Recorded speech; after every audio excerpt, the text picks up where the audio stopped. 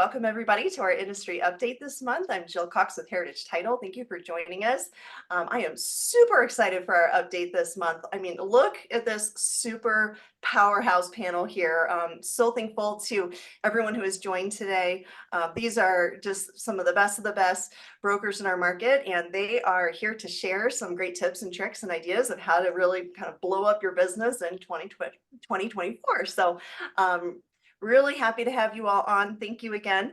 I'm going to start by just doing a real quick introduction of each panelist, and then I'm going to let them kind of introduce themselves as well and talk about what they do, and then we'll dive into some questions that we have prepared, and then we'll open it up to Q&A if anybody has questions that they want to ask. They are available to do that as well. So hi, Eric. Great to see you. Hi, Thanks sorry I'm for being late. on. I had a That's whole okay. panelist link issue. Sorry. Oh, I'm all here. good. We're glad you're here. Thank you so much. We just got started. So, Awesome. okay. So, I'm going to start with, LIV Sotheby is with the agency. She absolutely dominates social media. She's in the top 1% of Denver brokers. She's also a designer.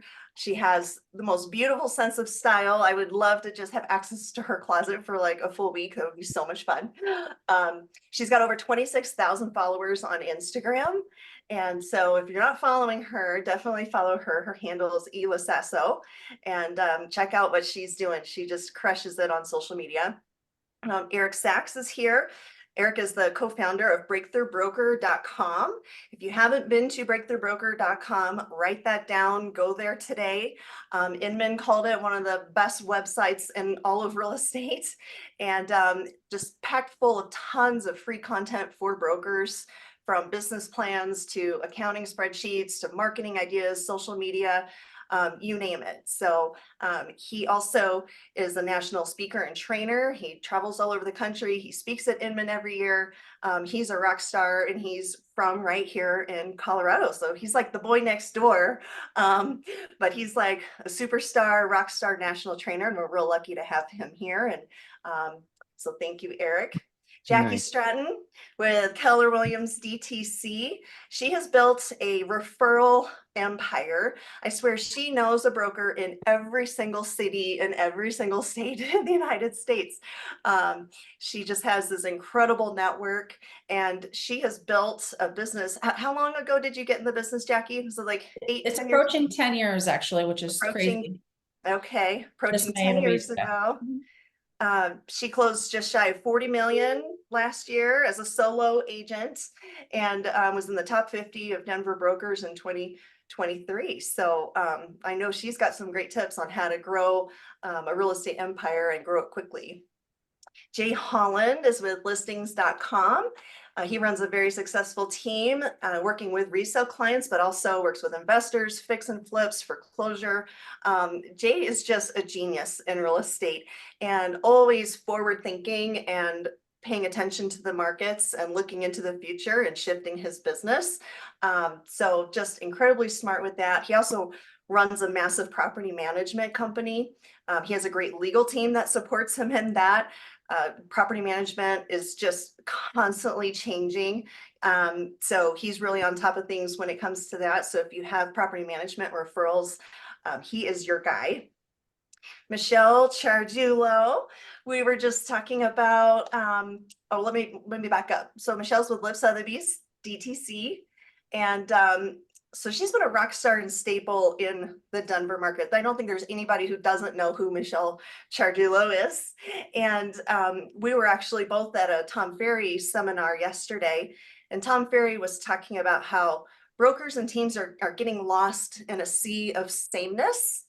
And Michele has just built this incredible brand for herself in this marketplace. Like, she has just this unbelievable brand that everybody knows and recognizes. And so she's got a wonderful team, and Rockstar Brokers, they just slay it in the luxury market and beyond. And so we're so thankful that you're on today. Stacie Chadwick is our final guest. She is with LIV Sotheby in Castle Pines. And I love her story. She got into the business less than 5 years ago. And in 2019, she closed 1.4 million. And in 2023, closed $94 million. What an, I mean, unbelievable story. She has this incredible sphere, and she just dove into real estate and then networked with her sphere and branded herself as the go-to person in Castle Pines. And this is the business she created from it. So really an incredible story there, Stacie. So thank you for being on. Okay, so there's my quick intro of everybody. Let's maybe just have each of you just again kind of introduce yourself, and you can talk for a little bit about your business and share anything you want to share, and then we'll dive into some questions. So who would like to go first? I don't want to put anybody on the spot, but who's my dive in and get it over with person? I'll go for you guys. Perfect.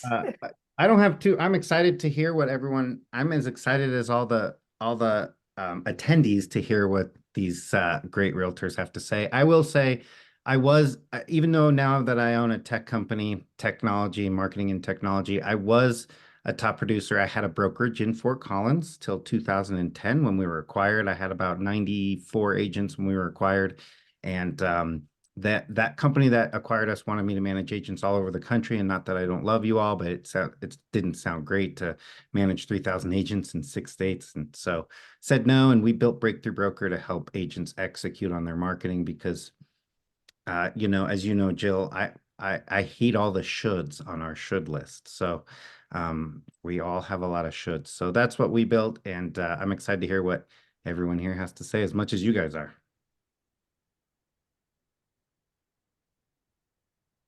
Someone else has to jump in. I'll go next. I'll go next. Hi, everybody. I'm Elisa Sasso. I work with the agency Denver. I started real estate. I got my license about 7 years ago. I started with a small boutique brokerage, which then was acquired by Kentwood Cherry Creek. And then from Kentwood Cherry Creek, I moved over to the agency. And gosh, you know, I think, let's see, I did about 45 million in sales last year. I'm about 50% referral based and 50% social media based. So that's pretty what I've really, I just kind of found my niche. And I think for me, when I first got licensed, it was really difficult with some social anxiety of having to small talk and meet new groups and things like that. I seem like I'm very sociable, but I get a lot of anxiety. So being able to kind of be behind the camera and still show my personality is what really helped me, and then kind of get creative with that. So I'm really looking forward to answering questions, and I'm just honored to be here. Thanks. So how about Stacie?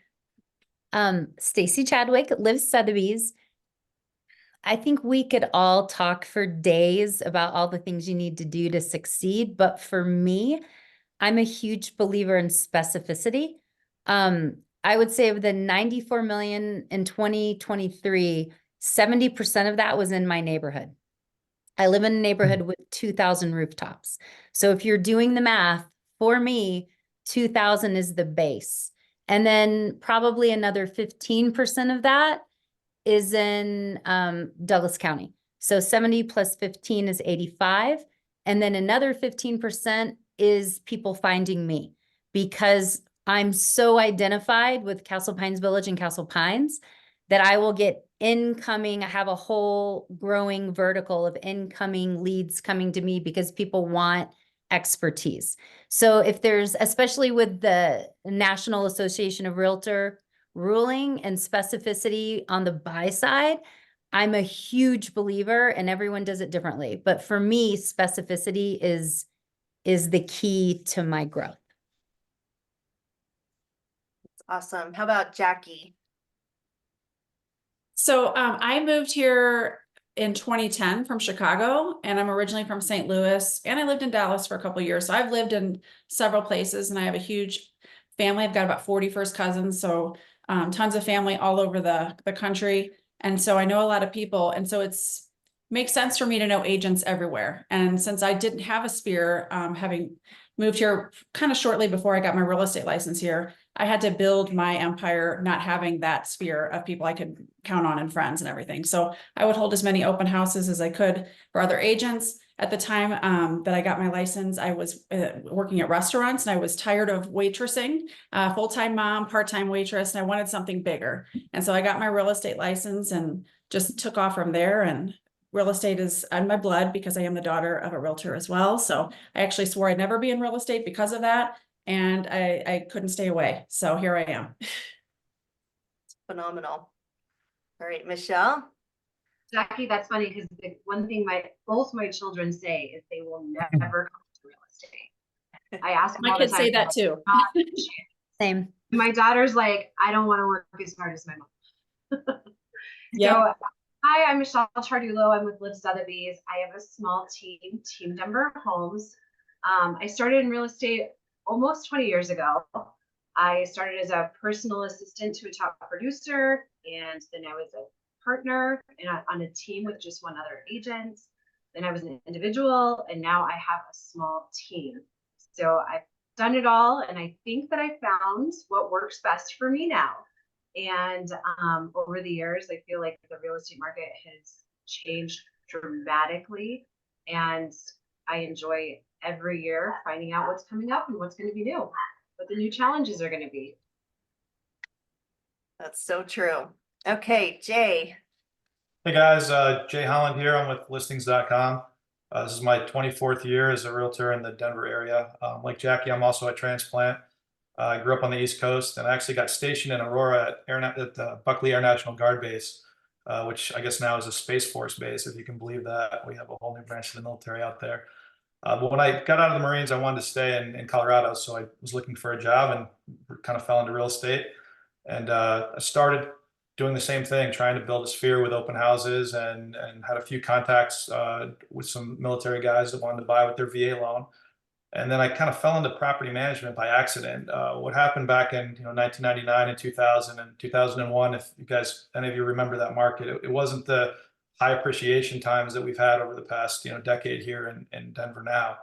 And so with the VA loan, buyers were buying with 103% loan to value with zero money down and rolling their funding fee and closing costs into their loan. So fast forward 2 or 3 years later, when they had orders to go to a new duty station outside of the state, they didn't have enough equity in their homes to sell, pay the brokers, pay all the closing fees, and be able to pay off their mortgage. So the idea was, well, maybe we can find a tenant to help pay the mortgage until your property continues to appreciate in value, that debt gets paid down, and then in the road in a couple of years we can sell it. So I started at Coldwell Banker for a few years, got recruited over to Remax. I spent 15 and a half years in the Remax brand, and then helped start listings.com in 2017. Fantastic. Okay. Well, I want to dive in with this first question. So, and I'll let anybody kind of jump in and answer this who wants to. So if you were a brand new broker in this market, knowing all the things that you know now after all these years, what activities would you be doing today to fill up your pipeline now to get some immediate business here, first quarter, second quarter? What does that look like for you? I'm happy to start off. I think going back in time, if I had to tell a new broker what to do, is pick something that you enjoy doing and figure out how it's going to feed your business. So Elise does a great job on social media. I mentioned Jackie on referrals. Like whatever you do it consistently. And I think when I first started in real estate, we kind of had all the silos, and we're like, okay, do this, do a little bit of this, do a little bit of this, and get business from all of those things. Do them all at a certain level.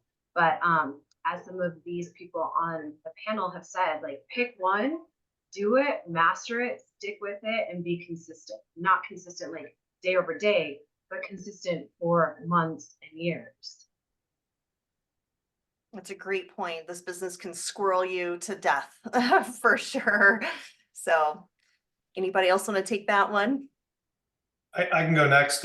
Yeah, if I had a time machine too, I would tell myself to do different things than obviously the way I got here. But for right now, I think one of the things that you can do for your client, one of the most important things is to provide expertise and provide value. So in addition to learning as much as you can about the market, preview as many homes as you can, dive into numbers and stats and really learn the details of the market that you're working.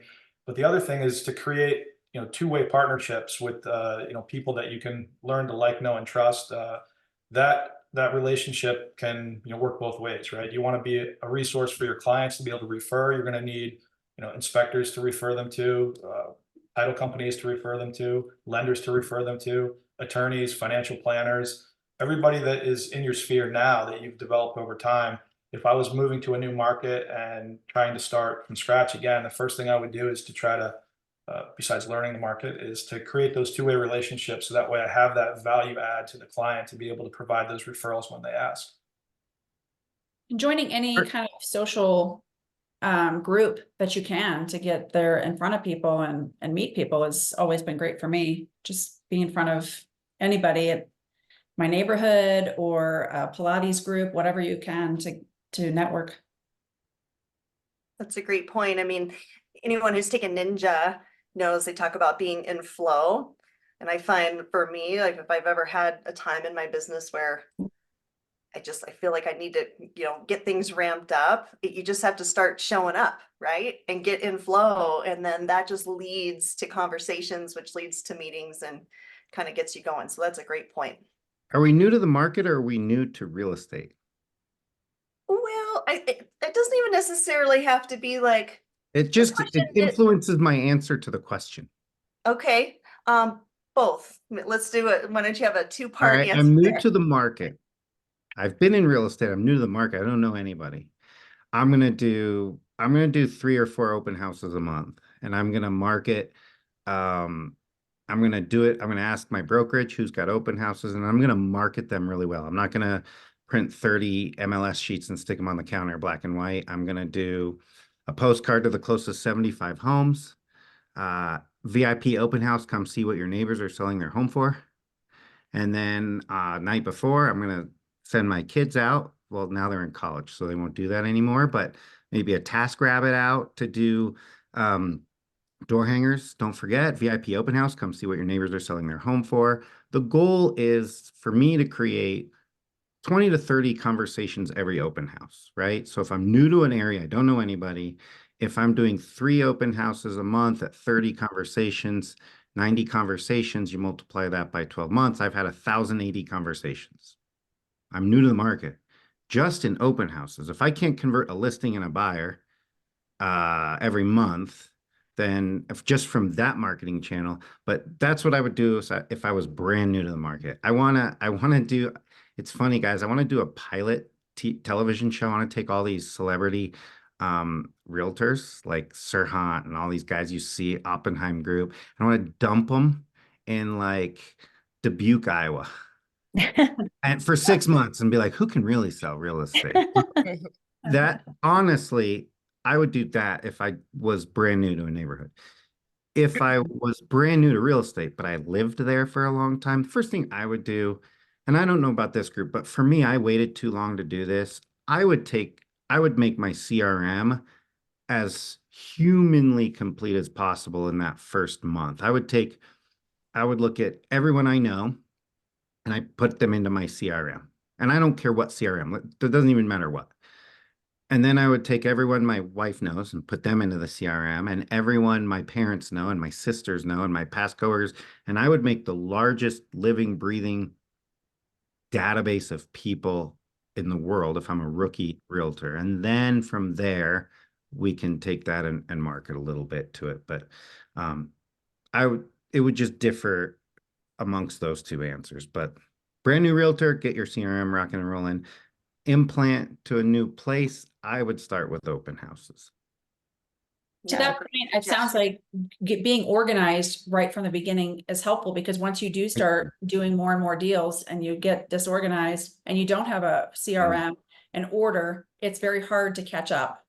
I love that you, Jackie, I love that you say that, because I look back on my career and I'm like, I lost so many transactions because for 2 years, and I was a cop in Fort Collins for 13 years, and then I became a realtor in Fort Collins. So I knew a ton of people, but I didn't organize that ton of people. So I lost hundreds of thousands in commissions by not having a organized, I didn't organize my database. Yeah.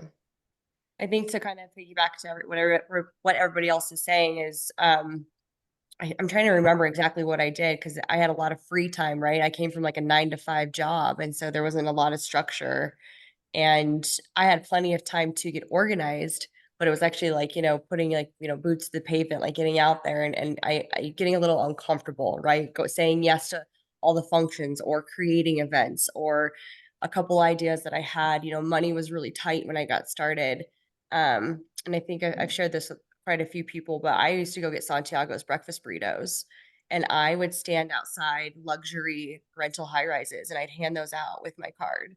And you're really not allowed to do that anymore. I don't even think they really approved of that, to be honest with you. I got my hand slapped a couple times, but I would get there in the mornings before the staff would get there.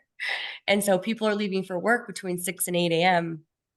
and I'm handing out burritos, and I got 2 or 3 clients because people, they're in high-end rentals, and at some point they're either going to be moving out of state, renewing their lease, or looking to buy a home. And so within, I think, within 3 months of doing that, and it was affordable for me. And within 3 months, I had 2 hot leads, and now I'll never have Warren Baltz as his name. He was my first buyer. He's now purchased 5 homes with me in 7 years, investment properties and whatnot. And then he's referred his circle to me. And then I'd go to Starbucks or a boutique coffee shop in like Uptown or City Park. I'd put down $50, and that was a lot, but I put down $50 and I'd buy people in line coffee, and they'd be like, "Who's buying my coffee?" And I'm just sitting over off to the side. I'm not being like too intense for anyone. But, I'd either wave at people, but then I just started to kind of meet people in the neighborhood, meet people and their dogs. I'm not a mom. I don't have a dog. I don't get to join a lot of those groups. So for me to get in front of people, it was really getting out in public and doing this.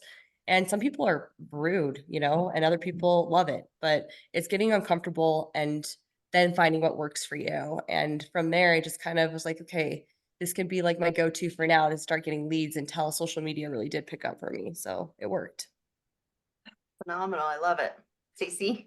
So I'm thinking back to my first year, which was right before COVID, 2019. And I think you need to know your structure and how your brain works, number one. You need to know your people, number two, and you need to know your market. So once you figure out your brain flow, like for me, I'm up at 5 a.m. I'm done by 9 o'clock at night. So I'm working out at 5. I'm creating between 6 and 8. So that's where all my marketing, all my writing, I'm not a chat GPT person. I write, I tell my stories, right? So I'm doing my creativity from 6 to 8. Then I'm showered, then I'm in flow. And if I couldn't be in flow, because you can always be in flow, right? Because when you have coffee with someone, you're not sitting down saying, "Hi, I just got into real estate. Can we talk about the market?" You're just talking about life. And yes, it'll eventually come up that you're in real estate. And as you're in flow with those 50 people a week, and it needs to be 50, you also need to educate. So if you don't feel comfortable in the very beginning having coffee with people, well, then just stop by a new development in your neighborhood and understand what's coming. Connect with an economic development agency in Lone Tree and find out what the traffic patterns are going to be when, there's so much you can do. But for me, my first year was about structure, flow, and education. And I do not believe you can do this business part-time and be successful. And that having been said, you also have to know what goals you can hit. I started this when my kids, 2 were in college, 1 was in high school. If I had started this with a 6-year-old, an 8-year-old, and a 10-year-old, there's no way I could have done in business what I did when I did it. So you have to know you're always full-time, right? But does that mean 20 hours to real estate and 40 to your family? Does it mean 60-20? You have to kind of figure out what your percentages are, and then that way set realistic goals.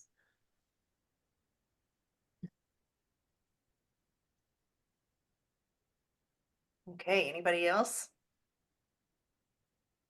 I have a good story about a new agent, if I can share it real quick. Please do. Top producer in LA, very, very top producer. He took a helicopter to meet me for lunch in San Diego. I asked him, "How'd you got here?" He said, "Well, I started in real estate. I was selling used cars. I didn't like what I was doing. So then people told me to door knock, and I hated the door knocking. So I went and I sat at the Beverly Hilton at the bar where you could see the valet.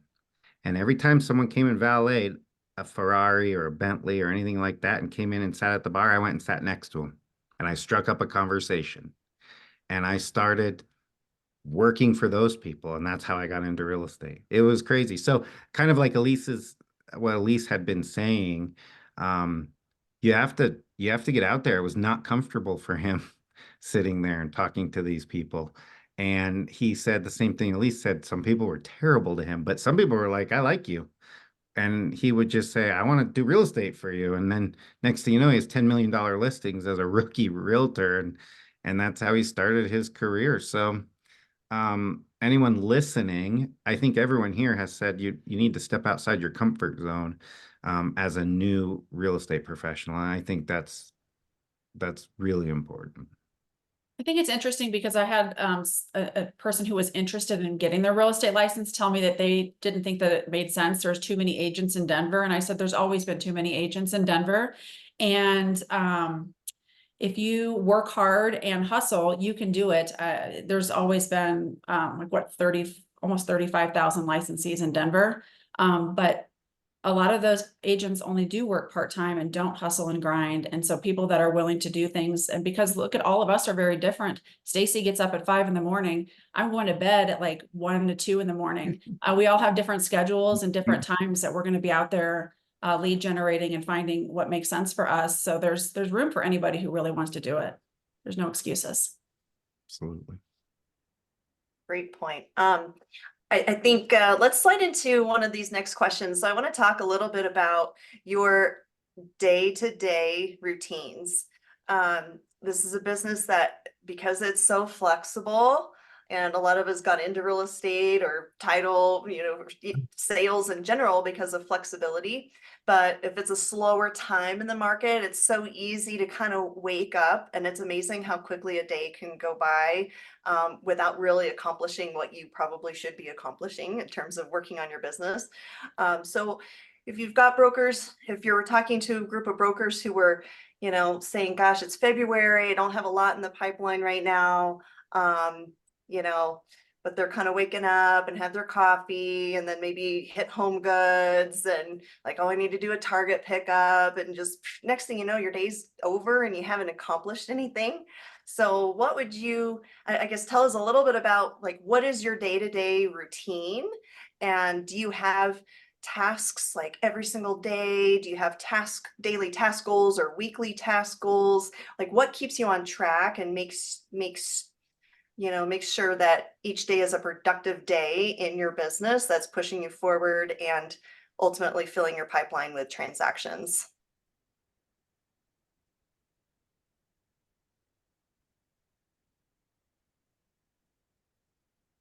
I'll start. I have ADHD and I have to get stuff done when I'm thinking of it, or I will get distracted and I'll forget. So I personally do not have, every day is different. Like I'll have some days where I'm out showing a ton of homes, and then I'll have other days where I never leave my house and I'm in my pajamas all day, but I'm working. But I do use a paper calendar, and I do know the day before what is on my calendar, what I'm planning to do the next day, to make sure that I'm in all those places that I need to be. I do sense when something is slower. We definitely were slower in 2023. 2023 was my first year where I didn't outperform the year that preceded it. It was still a good year, but my 2022 was my personal best year, closing like 90 transactions, 55 million in sales. It was craziness. And I missed that, actually. I am better when I'm crazy busy than when I'm slow. So I do have to continuously put stuff in front of my face to motivate me. So sometimes I look at other agents that I compete with. I look at their numbers. They're edging up on me. I got to step it up a notch. I'm going to do some more lead generation because of that. So that's kind of how I put order to my chaos. But I'm not a completely systemized and organized person, as some of you might be. I think that's common for a lot of sales people, right? We're just not wired that way. So it's something we have to be really purposeful about, for sure. So Sure. Michele, how about you? What's your kind of day-to-day and week-to-week like? Well, I would never get anything done if I did it like Jackie because of my personality type. So I commend her, but I'm a little bit more like Stacie. I time block everything. I share my calendar with my team, and if it's not on my calendar, it doesn't get done. So that's like down to, we follow Ninja as well. So affirmations in the morning, gratitudes in the morning, my workout in the morning, and then I can kind of start my day. But if it's in my calendar, 100% it will get done. If it's in my mind, it will never get done. I'll continuously put it off, continuously put it off. So do you have is that daily pretty much the same every day? Like you always lead generate at this time? I always do this at this time. Is it pretty similar each day? I would say every day in the morning is the same. The afternoons are kind of whatever comes and goes just because of the real estate market. I wish I could plan my afternoons like that, but my mornings start out that way and my evenings are that way. So I try to do, 2 events or 2 dinners, 2 coffees, 2 lunches a week. And so I have those somewhat planned on my calendar. So I like to start my day pretty structured and end my day pretty structured, or at least know what I'm doing. And then in between, noon and 6 or 7, that's where I allow for the buyers, sellers, calls, showings, and things that come up. All the real estate chaos that happens. In my chaos. I went Like, radical. Maybe a little bit neurotic, plan my chaos. Right. Do you work in your office or do you work from home? I do both, but I am way more effective in the office. See, that's So- interesting because I never work at my office. I wouldn't get anything done because too many people want to talk to me. Yeah, I find if I work at home, I will start doing laundry. I will decide to cook something randomly. I feel like there's more distractions at my home than there is at my office. I can close the door. And I grew up in real estate where everyone was in the office. And so it was like the energy, and I learned so much from the phone conversations and the problems that I overheard other agents go through, that I feel like so much of my education, it kind of made me be a better agent faster because of being in the office. So I'm a huge advocate of going, sitting down, having your laptop open, even if it's, shared office space, because you get to hear people's conversations, hear their feedback, hear how they talk to their clients, also hear how they solve problems and think outside of the box. And for me, that's worth so much. That's interesting. I actually have a huge, because I do so much referral business, I've got a bunch of friends in other states and we all kind of are in groups together where we talk on via text or social media. And that's kind of my office that I communicate with people and get other ideas and such. But that you bring up a good point. I think Michele and I are built the same way. So we're, I think, highly self-accountable. But if you're trying to be self-accountable and you can't for some reason, just having an accountability partner, someone who you commit to making each other hit the small, medium, big goals can be hugely helpful. Because it isn't easy. I mean, I have 3 kids with 3 different brains, and one of my children is ADHD. She would die if she had to time block. I mean, absolutely could not do it, and then one is so anally obsessive. It's crazy. And then there's one in between. So my youngest, she would benefit from an accountability partner because it's very hard for her brain to think that way. Whereas, other people.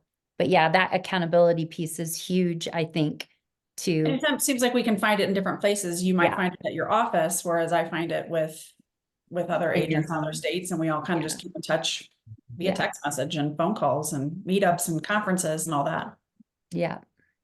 That's awesome. Jackie, Patty had a question for you. How did you promote or create such a large referral network? Any tips on creating more of that? Sure. So I go to all the Keller Williams conferences I can. In fact, I'm going to Vegas here next week for the big family reunion conference. And you're going to be speaking on stage. Yes. I'm really excited about that. But I go to a lot of conferences, and I have been doing that for about eight years. So I meet a lot of people through that.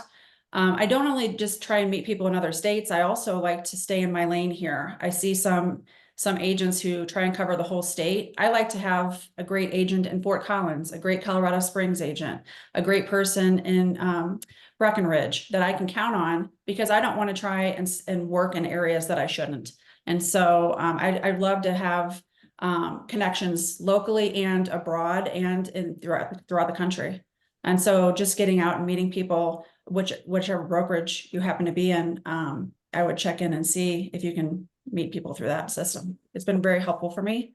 With Keller Williams, I got a great network of friends that I've met, and I have to put a lot of stuff into that. I enjoy it. I'm a Midwestern girl, and I love my friends, and I actually love getting referrals for other people that I don't even get paid on. I'll get a phone call from somebody from my office. Who do you know in Tennessee? Oh, let me tell you, what part of Tennessee? I've got Brandon Brack in Nashville, and I've got a whole bunch of people I can connect you with. And I don't even get anything from that. I just enjoy it because I like my guy Brandon in Nashville. I want to hook up my friends with great opportunities. And it all comes back to you. If you take care of people, they'll want to look out for you too. So just that's how I kind of built my network. Awesome. I Hey. have something, if we can stay on this for 2 seconds. Well, I went, because it's awesome listening to everyone here. There are 20 million, 50 million, 90 million producers. It's awesome. But if I'm listening to this and I'm not there yet, one of the things that I did before I got there was I compartmentalized activities so I went radical and got rid of my to-do list. I think for some people like me, I'm also a lot like Jackie. Jill knows this. To-do lists divert my attention, and it's human nature to do the easiest thing first, right?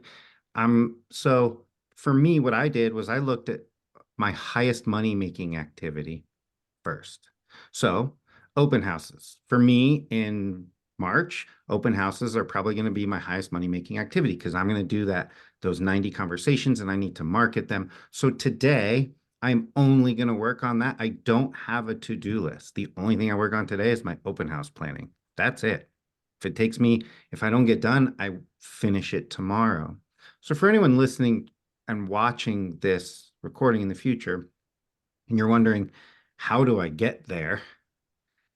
They got here because of these systems that they've created. But I would also try looking at your to-do list, your should list, and say, what on this list is my highest money-making activity? Well, I think if I do if I do 3 open houses this month, I should find 1 buyer. I should convert 1 buyer. And the average sales price is $650,000.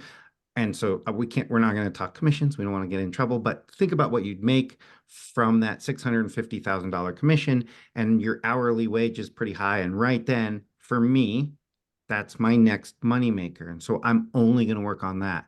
I've brought up this idea of getting rid of your to-do lists to thousands of realtors over time.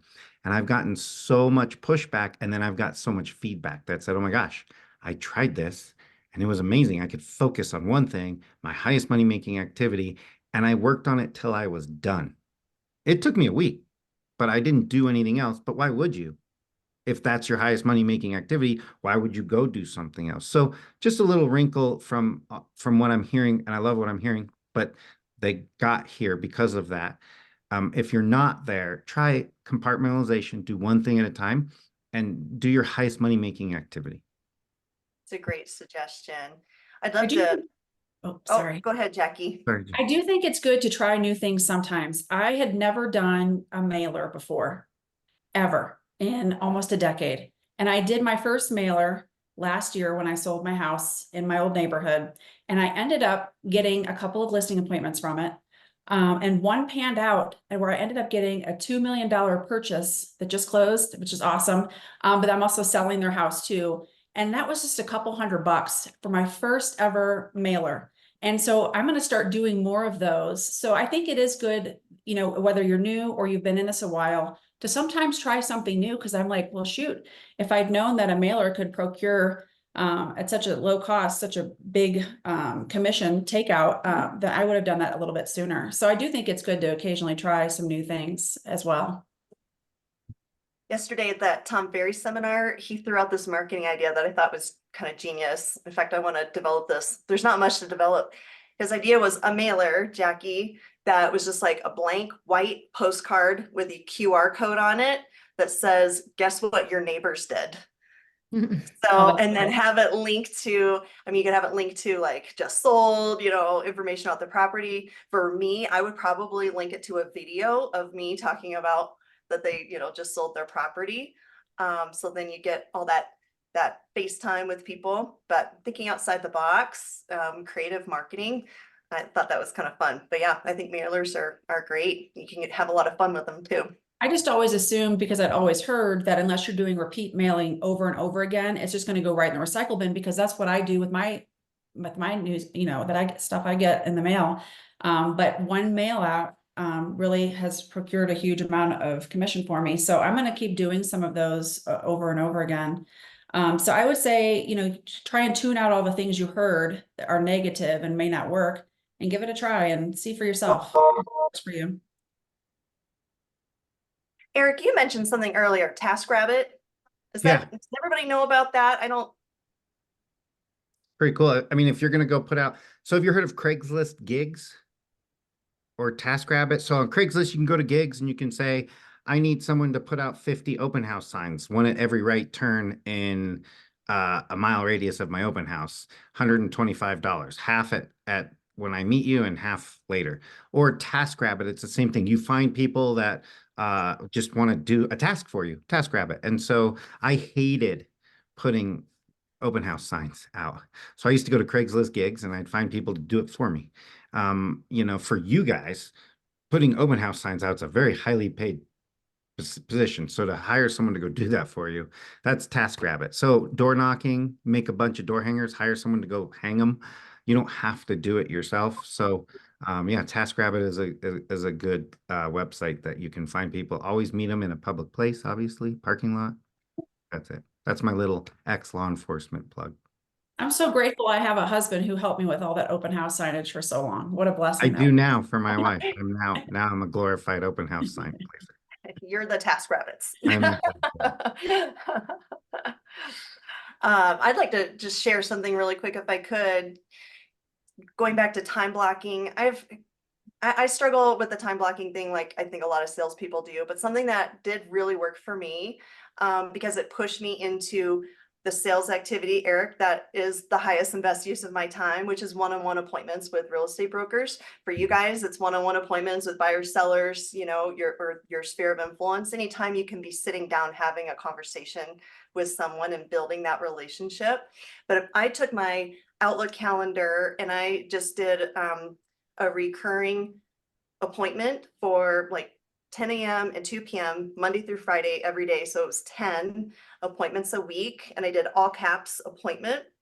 So at a glance, I knew that those were blank appointments that I had not scheduled yet. So I wanted to look at my calendar and see that it doesn't say all caps appointment. It says coffee with so-and-so, lunch with so-and-so. So I could glance at my calendar and just know that I had booked 10 appointments for the week. It was a good visual. It just made it simple. It made it easier to schedule appointments too, instead of the back and forth, because it was like, can you meet at 10 o'clock on Tuesday or 2 o'clock on Thursday? So it made it easier for people to commit to a day and time. But then it pushed me into the activity that I had to do to schedule the appointments. So it kind of forces that daily activity that is leading to those one-on-one appointments. So that was helpful for me. You definitely need a time block time for yourself and your family and your personal health. Otherwise, you'll lose your mind in this business. You have to. What? Time for yourself and your family? You need to. I hear a lot, like in the last year or two, high producers talking about balance is just like their word of the year. Just how critical it is. Stacie, you talked about it, you know, and you're right. You have to prioritize yourself and your family, because this business can absolutely, you can spin your wheels 24/7 and forget about the things that are most important in life. Yeah. Okay, so I think something that I see a lot of brokers, they tell me they struggle with is staying in consistent contact with their sphere of influence.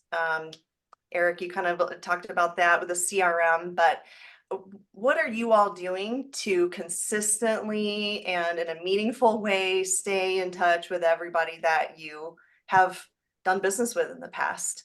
Maybe. Oh, sorry, go ahead. I Facebook friend all my clients, and my kids say Facebook is for old people. I'm on Instagram too, but stay connected with them on whatever your social media choice is, because it's a great way to stay in front of people. They see what you're posting, and you can post your real estate successes there too.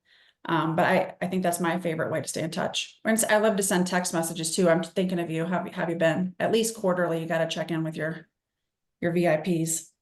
Yep. Yeah, I think, I'm sorry, did I interrupt somebody? No, go ahead. Okay.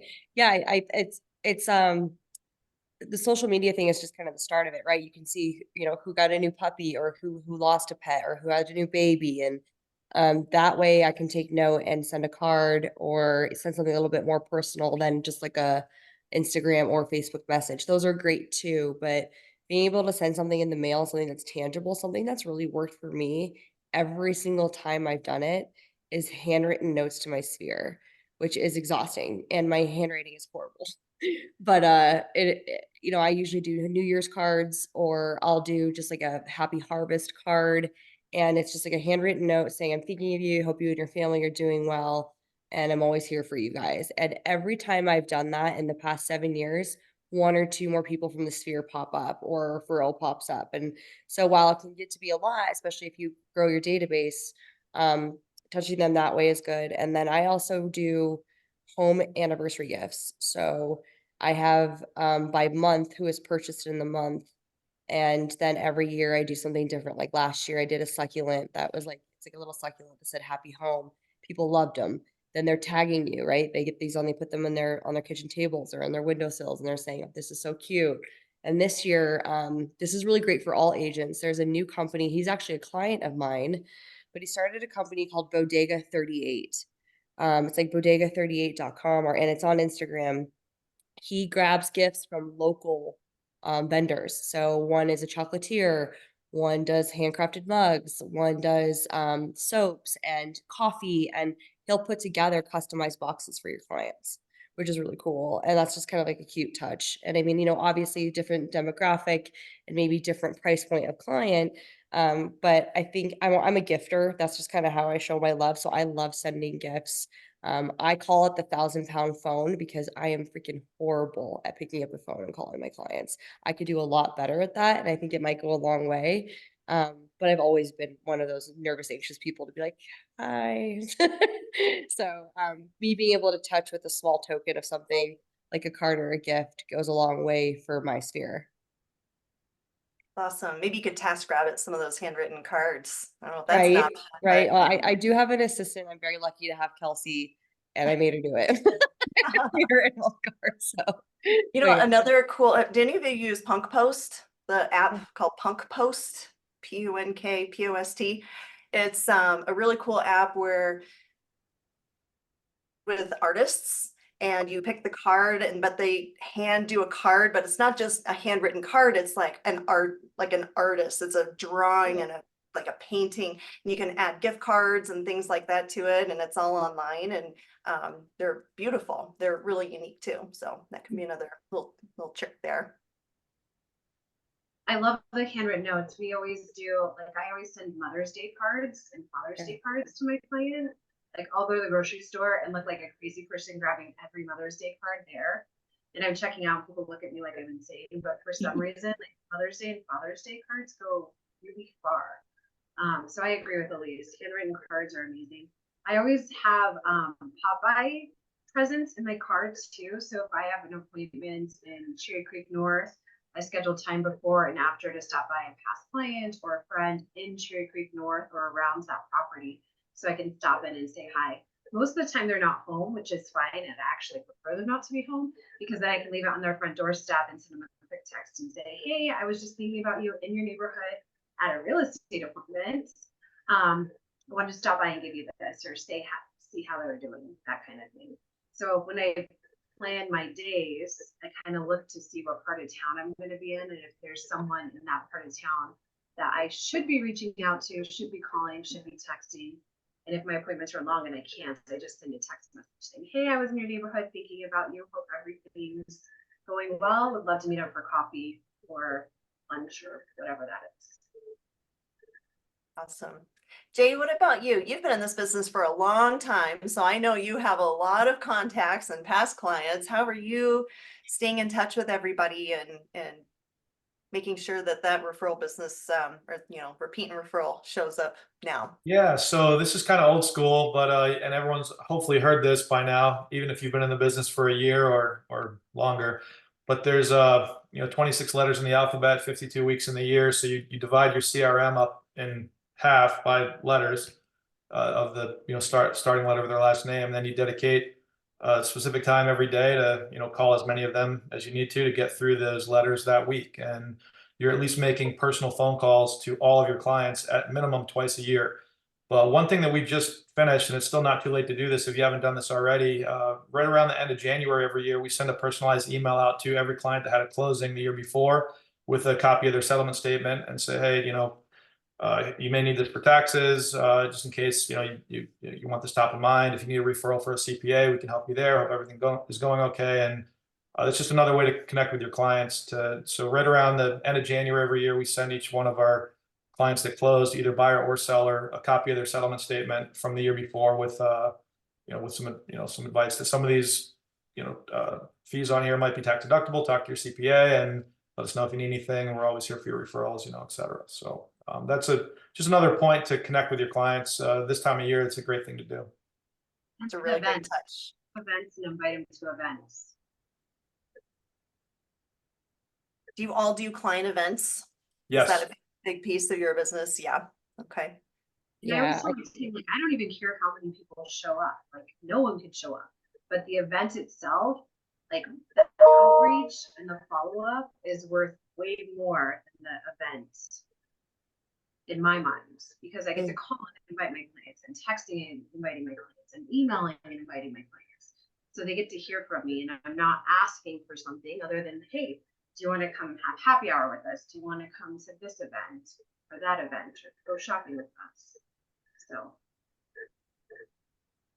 And get your lender to help pay for some of that stuff too. Always. There's a great book, and I can't think of the name of it, but it basically says, like, never eat or drink alone. So if you're going for coffee, you meet someone. If you're going to lunch, you meet someone. If you're going to go get dinner, you meet someone. Like, never do any of those things alone, because there's always someone you can be calling in your database to meet you there. And even if they say no, again, it's the phone call. We just moved a couple days ago, hence why if I seem a little hard to I'm having trouble speaking because I'm just so stressed. But our house that we bought is going to be great for entertaining, and I feel like this is our first house where we can start inviting people over and have great parties. So I'm intending to do a lot of smaller little groups too. Maybe just like all my people in Highlands Ranch, invite them over, and invite people that have similar kind of interests to other clients, and just having smaller little get-togethers with my clients. I want to know what Stacie's doing to dominate the neighborhood. Well, it's funny. I'm very specific about, this is going to sound weird, touching people. Sounds weird, but I have 4 events a year. And to your point, Michelle, let's say I invite, and I tend to focus on women a lot. I have a team of women. I'm just very women centric. So let's say I invite 150 women, 40 of them come. To your point, I'm still touching them in multiple ways. And then I'll have a photographer at the event. So then I follow up with photos. And so within one event, it's really a 2-month span of multiple personal communications. Then I do probably 4 gifts a year for everyone I'm in flow with. As an example, yesterday was Valentine's Day. So over the last few days, I delivered, or my team delivered 65 boxes of handmade chocolate caramels infused with bourbon. My branding's on it. It's packaged. People love them. It's the 3rd year that I've done it. So I'm time blocking the gifts versus the events, right? Then there's a charity event in my neighborhood on Saturday night. Great cause. So I love that I can be there and give back. But then also I'm probably going to see 30 or 40 people I know. So and then I'm big on coffees. I try to do a coffee. So as I'm moving through my morning, 9 to 10 is coffees. I just had coffee with Jill on Friday. So I am uber intentional about time blocking and creating events for 150 people all the way down to 2 people. And I'm just toggling through those events all through the year because it's fun, because it's all kinds of people I know and people they know and people who are clients and people who are friends. And it doesn't feel like work at all. And when you get to that place where the work that you're doing doesn't feel like work, it's a pretty great place to be. So to your point, I think being in flow in my neighborhood in Douglas County and really enjoying the things that I'm doing is a big piece of the growth part of my career. We just have a couple minutes left. Yeah. We just have a couple minutes left here. So I think the last point I'd love for you all to touch on is, and we've slightly touched on this in different ways, but I want to talk about your marketing plan, because every broker who's successful has a systematized marketing plan. So I'd love it if each of you could just kind of outline for us, you know, what does that marketing plan look like? Is it monthly mailers? Is it a certain number of social media posts per week? Is it, you know, your 4 events a year, Stacie, but I know you're doing more marketing than just that. So I'd love to hear kind of what everyone's overall plan is. And Eric, what you see working for brokers across the nation. And then I also, Elise, there were several follow-up questions about your social media. People are always curious about social media. Yeah. So I want to also get to those questions as well. So let's maybe start with the marketing plan, just kind of each person quickly touching on that. I'll go first. So I do about 4 to 6 events each year. And for me, that's being consistent. Like, for example, I do an Easter event every year. I have an Easter bunny and we do charcuterie and mimosas for the adults. And the first year it was, I think 20 people came, and now it's over 100 people who come with their kids. And so we've got, you know, people signing up for photos and anything that can be family oriented, I have found is a really big plus. And again, for me, I'm not married, don't have a dog, don't have kids. So being able to have the families around me and realize what it is for people to be able to do things with their kids is a really big deal. So if anytime you get the kids involved, I think that's been a big turnout. And then I do an International Women's Day event, and I had 90 women through my home last year, and that was awesome. And when you're doing something of value, but also of fun, right? So it was fashion and Botox, and then we had tarot card readers, and it was just like, it was really, really cool bringing women together. Like Stacie said, I thrive off of that. And then for social media, for marketing that way, I make sure I'm doing stories all day long. People want to know you and your business. They don't care about the market update. They actually want to know what you're doing for lunch that day and who you're hanging out with and what you're wearing. And then they also want to know what home you sold. They want to know both. So I'm doing that all day, every day. And so for me, it's people knowing me, and it's a little exhausting, but I love it and it works for me. And I think that we can get to the social media stuff too on the questions, but a lot of reels, a lot of video marketing is where it's at, whether it's selling the homes or branding myself. You know, branding yourself is the biggest piece I can say. It's like create your own logo, get your colors going, create who you are as a brand, and then people can identify with you. And I think everybody on this panel has done a really good job with that. Yes, they have. How about you, Michele? What's your marketing look like? I always do like a big planning session in November, and we do about 4 events annually every year, and then I do littler events like on my own. And so every month I take the month and put in all my coffees, put in all my lunches, see where my events are, you know, put in like the charity events that I'm attending, and just kind of go from there. But in terms of like marketing, I do Boomerang. I also have our monthly newsletters go out every month. So I'm doing like the email marketing. I'm also doing postcards, publications. I still spend money on publications. So all of those things, planning in advance is hugely advantageous. Jay, I know you kind of talked a little bit about your plan. Anything you'd want to add to that? Yeah, we do 2 big events through the year. We do one family event at the Rockies, Family Day at the Rockies, where we invite all of our clients, past clients, and invite them to bring their friends, obviously kids too, and we buy a whole giant amount of tickets and we do a big event at Coors Field. And then the other event we do is a little bit smaller, but it's getting bigger every year, and we do Santa pictures at the office. So we rent a Santa who dresses up in a suit. We have a photographer there, but most of the parents want to take the photos with their cell phones anyway. But we have a professional photographer too, and we have the families that come in. They drink hot chocolate. We've got a little game station for the kids to do, coloring and stuff as they kind of warm up. Because some of the kids are scared of Santa at the beginning, and they can kind of go through the Santa experience at the office. So we do that on a weekend day, in the winter, obviously. And then we do small events just that are a lot more intimate throughout the year with just our VIP list. Some of that revolves around charity. Some of it revolves just around like wine tasting and things like that. We've got one coming up in April where a winemaker's coming in from Napa for the Vail Taste of Vail Food and Wine Festival up there, and they're going to be in Denver for a few days. So we asked them if they would bring some wine in, and we can invite some clients over and have a little wine party at the house and just kind of stay in touch with your clients that way. Well, what day and time is that a wine event at your house? No. I'll email you. And I'm gonna check out Eric's website. What is it, Breakthrough Broker? Yes, thank Breakthroughbroker.com. He has some great ideas that we can start implementing. Yes, let me know what if you get in touch with me, Jill, and get me everyone's emails, and I'll make sure they have a plus version. Oh, that's awesome. Cool. Thank you. Jackie, anything you'd want to add on the marketing Yeah. front? I thought I was off the hook, Jill. Yeah.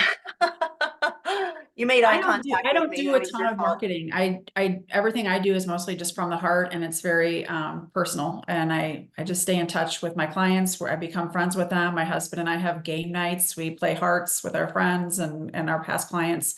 I don't do a ton of other stuff besides social media and one-on-one staying in touch with my people. But I'm gonna work on that. Y'all have given me some great ideas, and I do some client events, and I definitely do a lot of stuff for holidays. I send funny gifts to people, send a lot of texts, and I like to make people laugh. So just sending funny little things via text even mostly is what I do. I don't do a ton of big time. I'm not on any park benches or grocery carts or anything like that. Not to say that's a bad thing.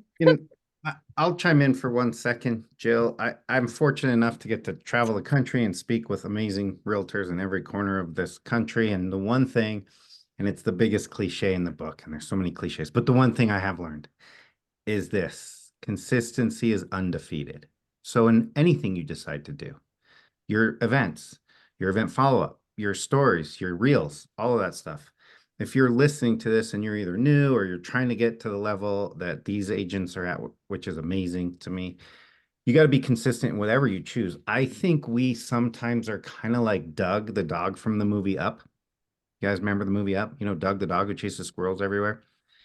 That movie A so lot sad. of times as real estate professionals, we're a little, if we don't see the instant gratification, we move on to the next thing. Yes, I planned three open houses a month for 12 months, but in the third month, nothing happened. So I'm going to quit that and start something else. Or I went to the office and I heard this worked for somebody and I'm going to try that, but it didn't work this month. So I'm going to try that. It's a terrible, terrible habit of our profession in general. I see it everywhere.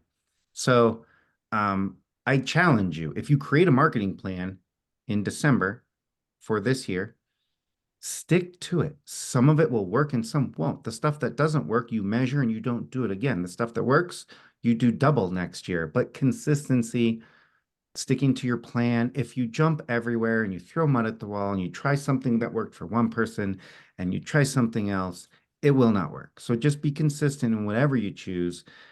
And that's the most important thing. And multi-channel approach, I think, is really important. So if you're going to create a marketing plan and you're listening to this, have a social strategy, have a direct mail strategy, have an in-person strategy, have a farming strategy, have a sphere strategy, but multi-channel is really important in this noisy world.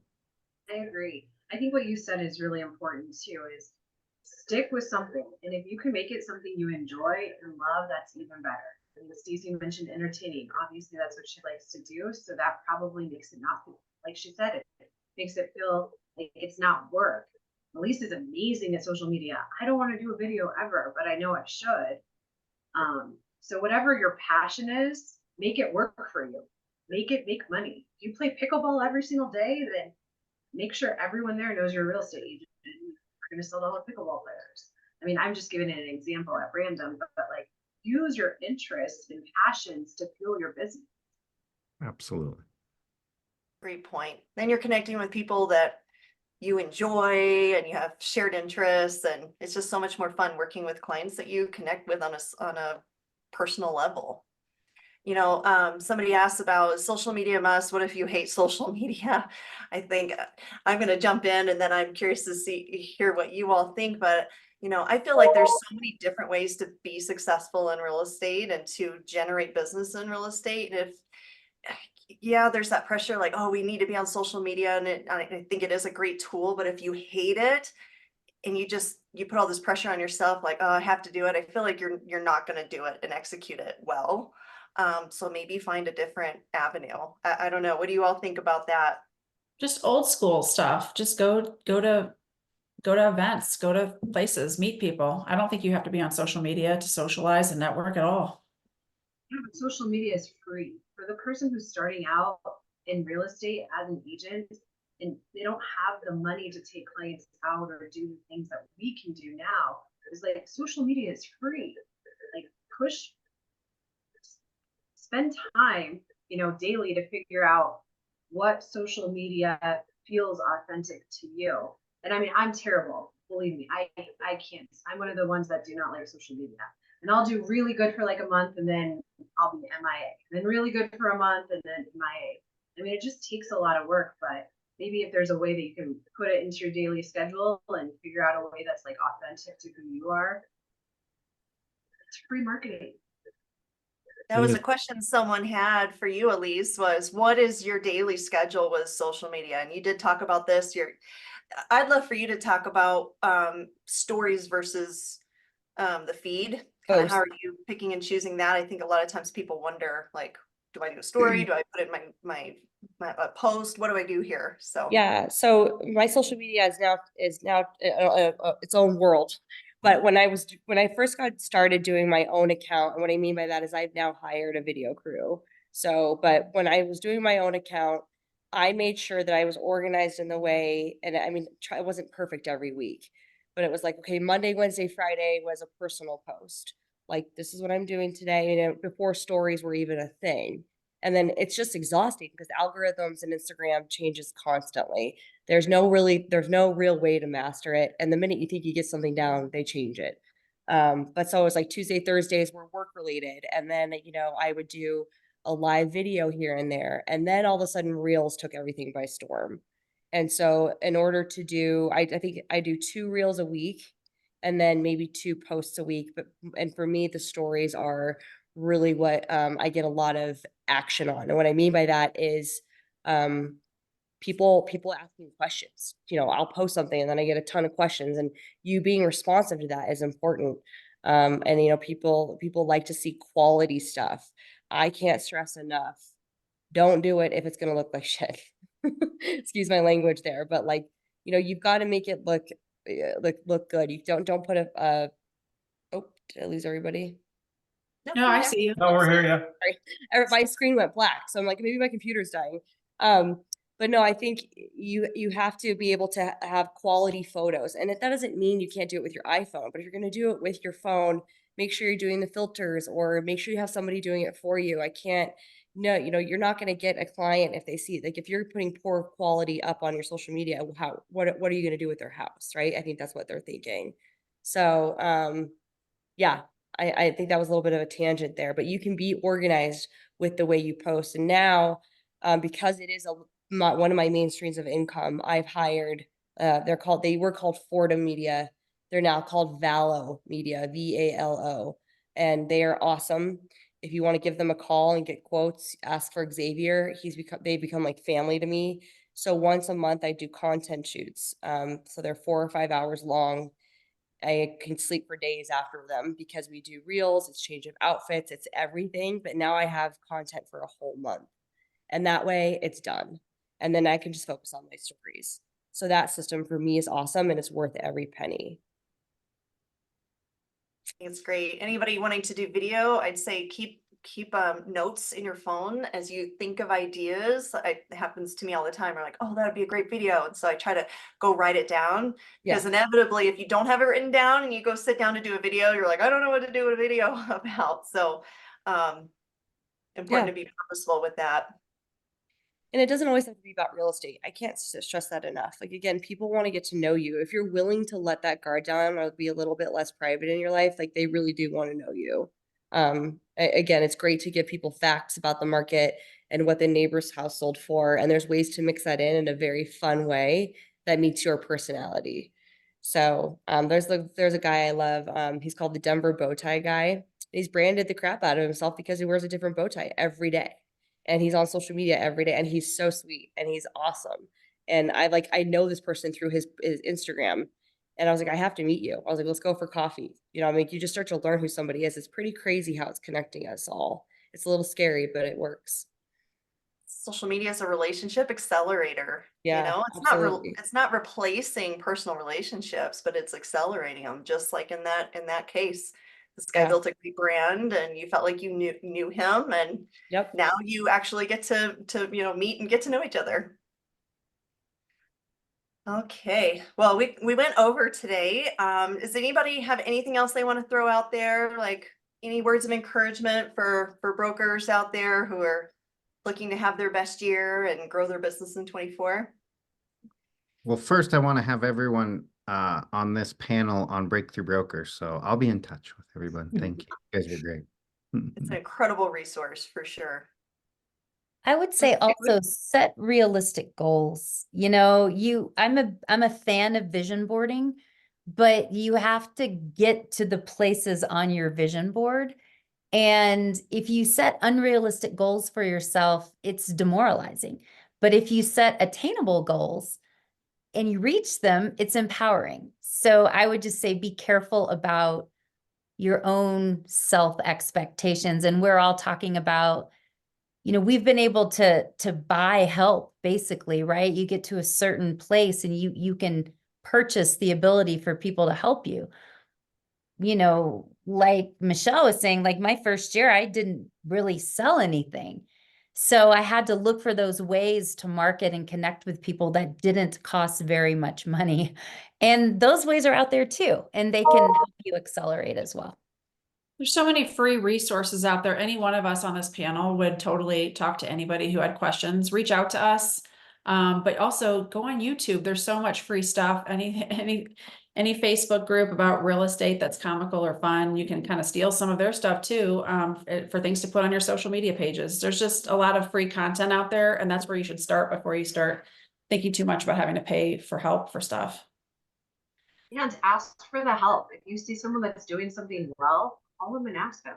I mean, Elise was willing to share her video company. You know, we're all willing to share our secrets.